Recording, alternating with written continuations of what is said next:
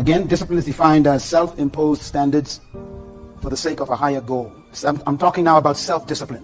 All leaders have to have the quality of self-discipline. You are not a leader if you are not self-disciplined. Now, self-discipline implies that there are other discipline.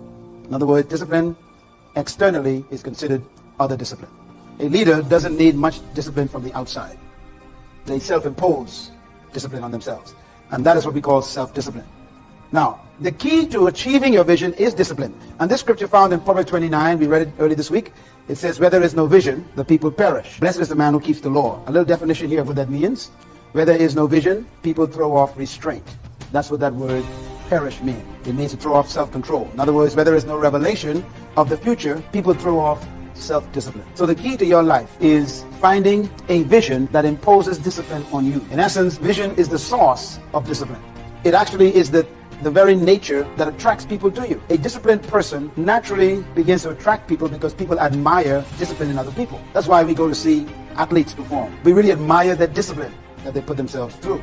If you do the same thing as a person, people will then begin to believe what you say. Your very life of discipline creates trust. People trust a person who they perceive to be disciplined. This is why athletes also are used to promote and advertise and market products. People, they are selling the discipline of that athlete, okay?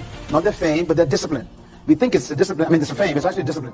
We think that if we wear Nike shoes, we will jump like Mike. The idea that they sold us was, if you want to be like Mike, now you know 180 pounds and some chitlins, you cannot be like Mike, but you still buy the Nike shoes because the idea is what you're wearing. So you're buying the discipline that he has in his life that produced the kind of professional athleticism that he is known for. And so you are really impacted by the discipline.